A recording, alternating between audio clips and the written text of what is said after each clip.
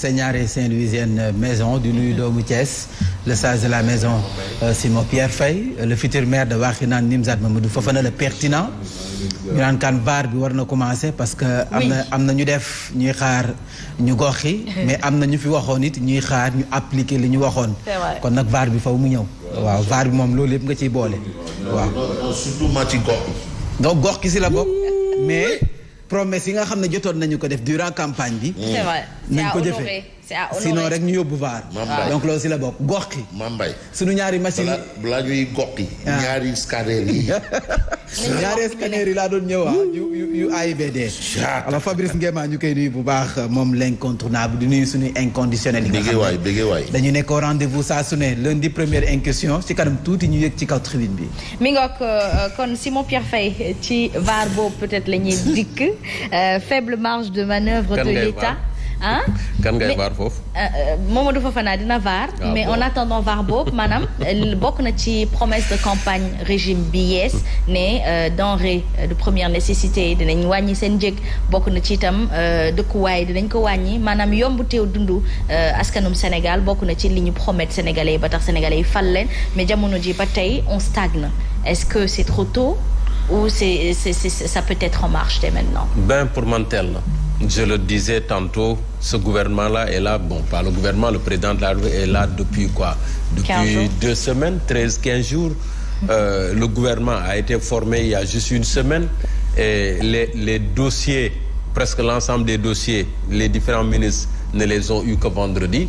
Vendredi, c'est la passation de service yëpp jeex. On verra ce que ça va donner. En tout cas, c'est une promesse et une des 5 priorités majeures dont nous a parlé justement le président Bassirou Diomaye Faye. Donc ñu ngi xaar fan lay mujjee mais déjà faut se dire que dina xaw a compliqué à mon avis dina compliqué bu dee bëgg nañu tout de suite immédiatement que prix yi baissé dina xaw a compliqué d'autant plus qu'on se rappelle que régime Macky Sall avait tablé sur des subventions subventionner les produits alimentaires subventionner certains secteurs de sorte à maintenir les prix au moins prix yi bañ a pour contrôler un peu l'inflation et loolu boo ko naree def est-ce que ce gouvernement subvention yooyu da koy teggi pour qu'on aille sur la vérité des prix bu boobaa les ménages duñ ko attan est-ce qu'il faudra rationaliser ailleurs pour compenser ces subventions qui étaient là du moins les garder et peut-être supprimer d'autres secteurs pour pouvoir soutenir le coût de la vie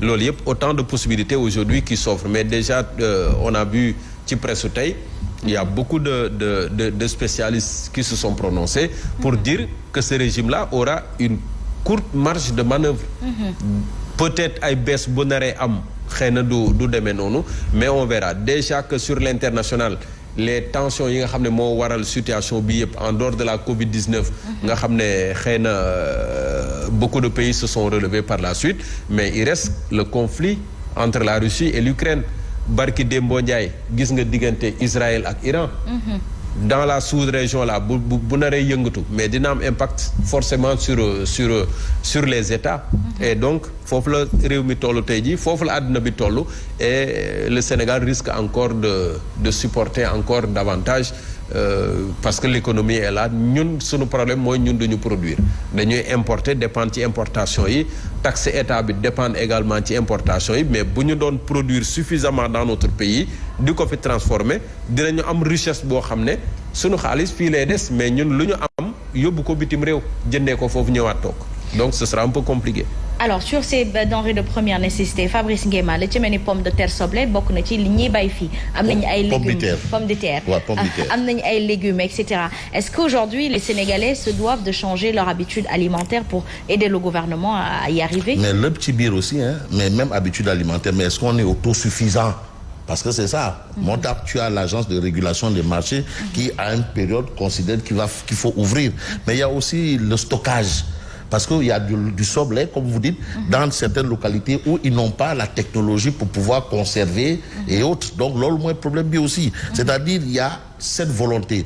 Volonté, il y a toujours eu ça. Autosuffisance en riz, autosuffisance en soble, autosuffisance en pommes de terre, autosuffisance en beaucoup de choses. Mais c'est que la technologie pour permettre justement de conserver ces choses, c'est là où ça poserait peut-être problème. Faut le gars, quoi. Et puis aussi, vous savez, quand on vient, vous dites que en fait vous avez une solution clé en main. Parce que c'est toujours ce que ces gens disent. Nous en prenez. Nous, on a des solutions clés en main. Solution clé en main, moi, ubité, jangete. Tok, tek. Mais maintenant, tok, tek. Donc, maintenant, c'est ça aussi le problème. Mais vous n'allez pas aussi interdire aux gens vraiment de l'espoir, c'est-à-dire l'espoir de croire que ça peut se faire. Parce que là aussi, c'est ça qui a été le message véhiculé. Bon, c'est vrai que quand on est averti, avec tout, tu sais très bien que libre nous l'est. Parce qu'aussi, il y a des préalables. D'où talk direct, après commencer. Mais en fait, quand en face, vous avez des gens qui vous vendent un projet. Un projet. C'est-à-dire, mon projet, il faut tout direct projet. Il faut la direct projet. Kou Django ça projet. Ça veut dire que le message est bien passé. Maintenant, c'est le retour, le feedback qui est attendu. Et c'est normal. Quel que soit le temps que ça prendra, c'est normal. Entre autres, vous avez aussi ce qu'on appelle Oupsatier Akvar. Il y a un petit bir. Aïe, société, fille, aïe, fallait, tout ça, il faut voir. Les tenants et les aboutissants. Donc, il y a un boulot à faire. Bon, pour l'instant, contentons-nous de ce qu'il va falloir se contenter. Madame, aïe, affaire au batahal. Très bien bokk na ci scandale foncier yi nga xamante ni ñoom itam promettre nañ askan bi Mamadou Fofana ne bés bu ñu toogee suuf su lewul wala bu ñu caxat-caxatee dinañ fexe ba delloo ko ci askanu Sénégal mu lew leen donc est-ce que loolu te foofu tamit dafa tagga tembe ba tey. Oui, mais est-ce que nii mën nañu wax ne quand li jëm ci wàllum foncier bi peut-être tegaguñ ci benn ak certainement ils le feront parce que ñoom ci seen bopp ñoo la gën a xam li nekk ci wàllum suuf. Personne n'est mieux placé. wala amul kenn koo xam te ne kii jàpp naa ne ëpp na xam-xam ci lu jëm ci wàllum suuf Bassirou Diomaye Faye. C'est vrai. mi nekk inspecteur des impôts et domaines. liggéeyam la ci loolu nañ ko former et ci loolu lay pratiquement liggéey tous les jours.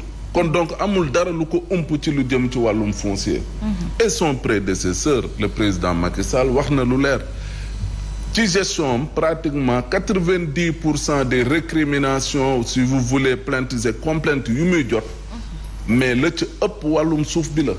Donc litige foncier moom nekkatul loo xam te ne nii quand même secret de polichinelle la pour nit ñi xam nañ ne mbirum suuf dafa am problème te li ko indi moom mooy dañuy jël suufu askan wi di ko jaay ay nit ñoo xamante ne nii en soi tey lu nga xamante ne nii loolu la constitution bi wax mooy ces terres sont inaliénables. Et ces terres appartiennent également au peuple. askan moom suuf et suuf warul nekk loo xam te ne nii dañ koy jël di jaay malheureusement njënd meeg jaay ba sax ci ñoom ñooñu inspecteur des impôts et domaines lay jaare pratiquement la ñuy am ci suuf ak la ñuy dund ci wàllum suuf kenn xamul nu mu toll. Et tey bu ñu waxee litige foncier naturellement on pense directement ci li nga xam ne mooy directeur des domaines pense également ci impôts et domaines bi nga xam ne dossier bi dafay jaar il y a le receveur des domaines cadastre urbanisme ainsi de suite yooyu yëpp oui c'est des services yi nga xam te ne nii oui les conservateurs ñoom ñëpp ñooy ñi nga xam ne ñoo gàlloo wàllum suuf et ay nit nañuy jël di leen jaay doole lan moo xew fële ca Kër Mousso nit koo xam te ne kii presque 185 hectares nga jox ko nit délaissé ay nit yu fa doon daan seen doole mënoon a participer à ce qu'on appelle peut-être l'autosuffisance alimentaire nga jël terrain nar ko nangu ci ñoom pour jox ko nit mu dem di ko daggee def ko ay terrain di ko jaay ay doomu aadama. Mais vous imaginez est-ce que loolu dans un pays boo xam te ne nii ku nekk chaque citoyen am na droit à un toit war a mën a yombal suuf si nit ñi mën ci jot mais nga ñuy jël suuf di ko jox nit koo xam te ne